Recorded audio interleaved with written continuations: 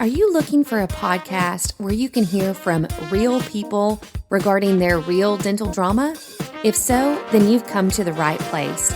Join hosts Bethany Petty and Dr. Rena Kuba as we dive into the solutions we've created and the mistakes we've made while managing dental drama. Let's get started. Welcome back. Thanks for joining me today. I wanted to follow up on our last episode regarding mental health. We really focused quite a bit on the team last time, and I didn't get to spend as much time talking about practice owner or doctor mental health. And so I hope you'll listen in to some of these tips that I think will be really helpful for either restoring mental health if you find yourself in a sour spot right now, or on the flip side, protecting your mental health, which is my hope. My hope is that you're all doing wonderful and you're happy and mentally and emotionally healthy. If that's the case, I want you to protect that. If you're struggling, I'm hoping that some of these tips will help to pull you out of that dark cloud and onto brighter days. So I'm going to dive into 5 things today that I think will help to protect you and support you for many, many years to come, as long as you want to remain in dentistry. The first thing, and Dr. Kuba and I both alluded to it in our last episode, but it's really important that as a doctor, as a practice owner, you really need to find a group of colleagues, what I call a support group. People who are in the field that you're in or are at least in similar fields, and they know what you go through on a daily basis. They have their own problems and their own hurdles that come up. So these could be people that you graduated with. These could be neighbors that are in your community that also have practices. This could be, honestly, people that you randomly come across online. It doesn't necessarily have to fit a certain type of group. However, you want to make sure that you can meet with these people on a regular basis. That doesn't necessarily mean that it has to be in person, although I would encourage some in-person contact. But thankfully today we have the option of great virtual meetings as well. The key thing about a good support group is, first of all, you all want to have the ability to meet regularly. Now, that definition can span from on a weekly basis to once a month or anywhere in between. Honestly, I don't think that you have to have a time in mind, as long as you all agree that you're not going to go longer than 1 month before getting together and meeting again. Now, these meetings don't have to have any particular purpose other than getting together and talking about life in dentistry or the business. Yes, you can talk about other things, but I want to make sure that you guys carve out time to really talk about your practice and how things are going and listen to one another and the problems that each of you guys are facing. What this does is, first of all, it creates a quick support group that is there for you when something catastrophic or something unexpected happens in your practice. You have people that you can immediately reach out to and get, even if it's just their emotional support. It is worth having a group of just quick touch people that you can come into contact with. And that takes time to build. So you may get a group of people together, and when I say group, it can be little as 3 people. I wouldn't recommend any larger than probably 6 or 7 people, simply because we want this to be a smaller, intimate group of people so that you guys can get to know each other well. If you get together and you don't know each other, it's going to take time to build that relationship. So give it time. Continue to meet regularly, even if it feels a little bit awkward at first. Over time, you'll be very thankful for this group of people that you have. Again, make sure that you meet regularly, no less than 1 time a month. That's tip number 1. Tip number 2 is to build a good team of advisors. I cannot recommend this strongly enough. You need people in your corner that are thinking about your business just like you are thinking about your business. The key people that you need to have on your team are, number one, you need a really good CPA. I recommend a dental specific CPA. There's plenty of wonderful firms out there, but they have a better knowledge of the business and they also tend to be more comprehensive in nature. So you can simply search dental CPA to find a really good firm. You may want to interview a couple until you find one that fits with your ideology. When you find a dental CPA that you like, I recommend utilizing them for much more than just your taxes and bookkeeping. I love when your dental CPA can be intimately familiar with the inner workings of your practice, meaning that they're involved with the numbers, they're involved with financial planning, they are involved with payroll. They are, of course, involved in tax planning as well.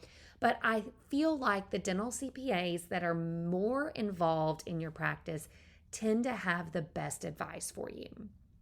So that's the first professional advisor that you need to have on your team. The second one, if you don't have a CPA firm that offers financial advising, then you do need a financial advisor as well.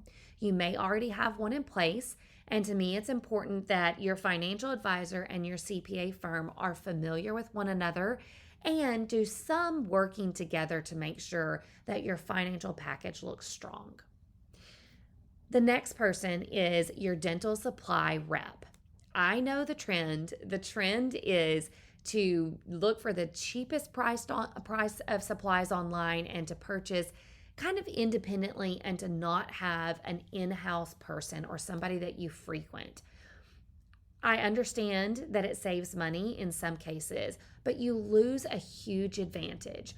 When you have a good dental supply person on your team, or at least somebody that checks in with you regularly, you have a resource. You have somebody that you can ask questions of regarding dental supplies, or they can get you into contact with somebody regarding equipment. It's important that you have somebody that's accessible, that checks in on you on a regular basis, and really supports you with all of your supply and equipment needs. Again, there may be times that you have to go out and purchase one or two random items because you found it cheaper in a different place, and I totally understand that. But don't lose that relationship with your dental supply specialist.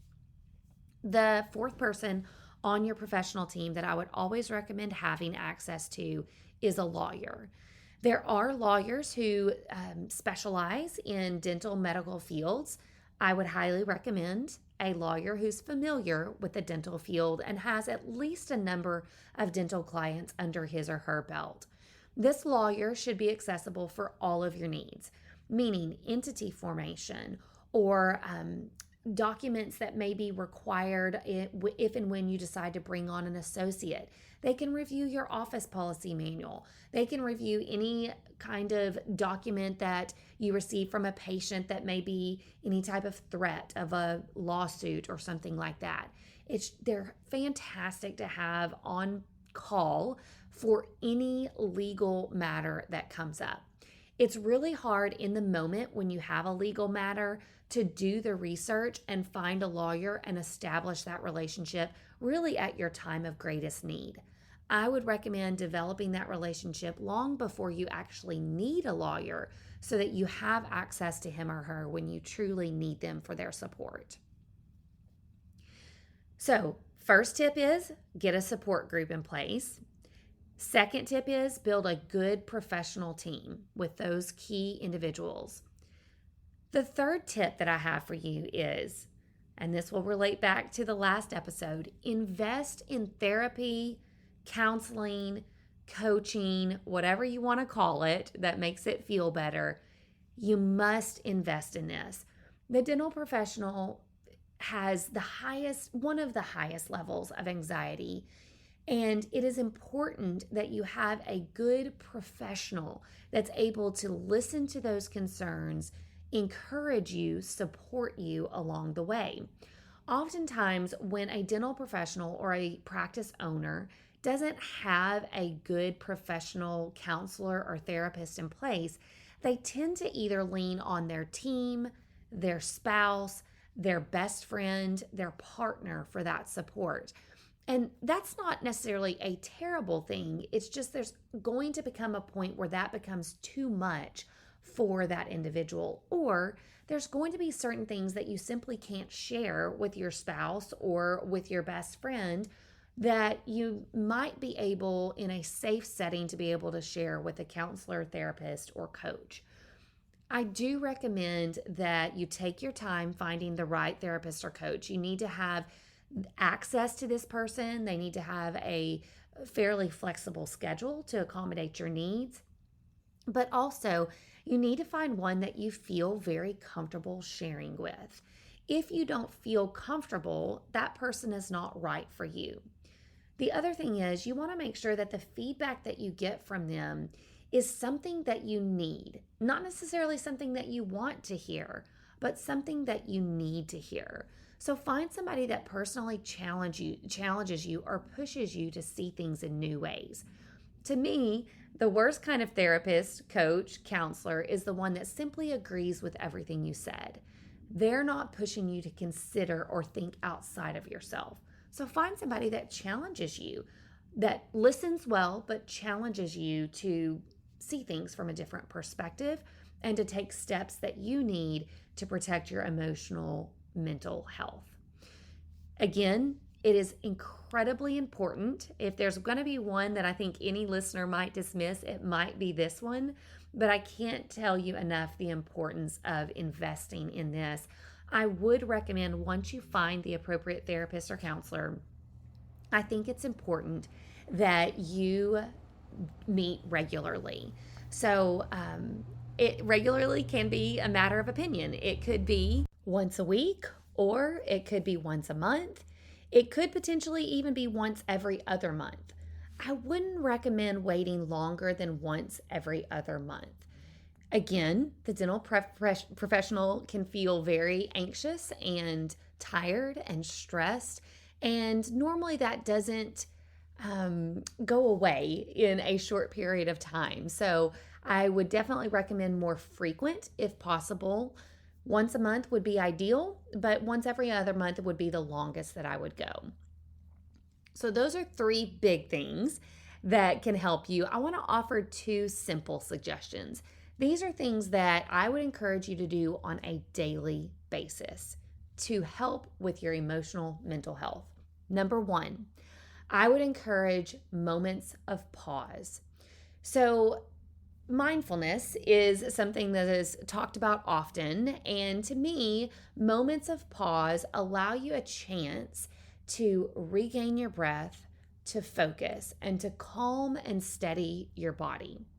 One of the things that I do on a regular basis is I focus on my breathing. So I will take a couple of minutes. In all honesty, it is 2 minutes. And I will breathe in deeply, oftentimes to the count of 8. And I will hold my breath until I count to 10. And then I will push my breath out to the count of 5. And what that does is it helps me to focus on my body. It helps me to fill my lungs with oxygen.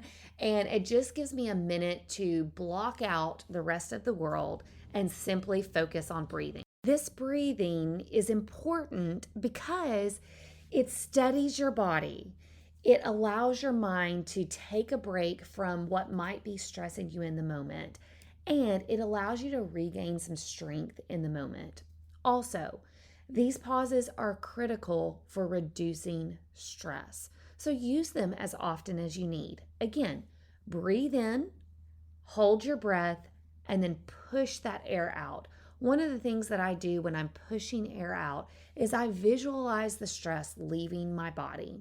This moment of pause gives me the energy to tackle whatever problem is directly in front of my face, or to strategize on some problems that I need to solve over the next few hours. So again, moments of pause, use them as often as you need, but in that moment where you can feel yourself getting stressed or worried or frustrated, make the choice to have a moment of pause. The other thing that I would encourage you to do on a daily basis is another form of mindfulness that I call count your blessings. It is astonishing to me how many people are overwhelmed with everything that is wrong in the world, everything that is wrong on their team, everything that is wrong in their practice. And what happens over time is it becomes very difficult to keep your passion and your joy for dentistry and practice ownership alive. So, I would recommend making a conscious choice on a daily basis, if not multiple times a day, to count your blessings. One of the things that I do is when I wake up in the morning, ideally before I get out of bed, sometimes that doesn't always happen, but either right before I get out of bed or when I'm in the shower, I take a moment. Instead of planning and thinking about the day, I will take a moment and just think of all that I'm thankful for, specifically related to that day.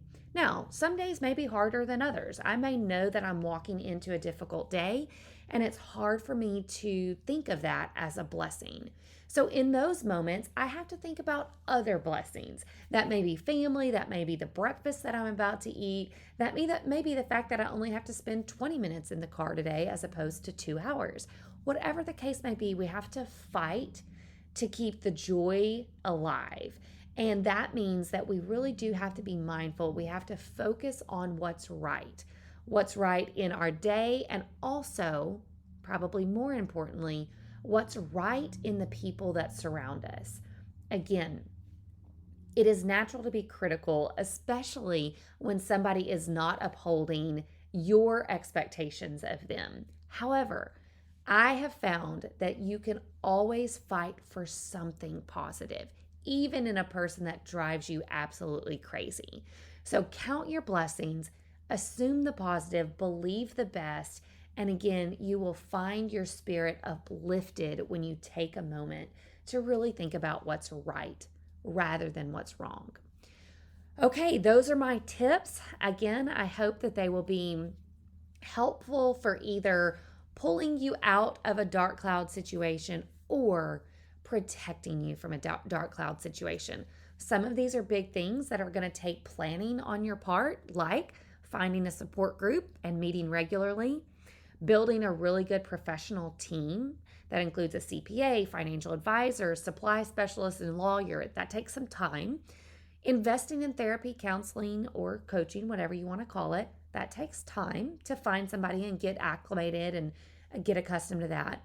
But if you want something to implement today, incorporate moments of pause and incorporate counting blessings into your day.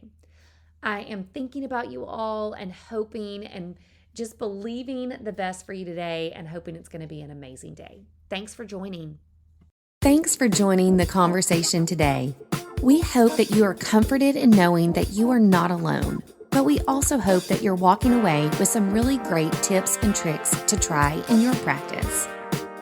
We value your feedback, so please take a few moments to rate and review the podcast. Finally, we want to make sure that we're covering the topics that matter to you. So track us down on Facebook, Instagram, and Twitter, and let us know what topics you want us to cover. As always, please know that we are rooting for you today as you manage your dental drama.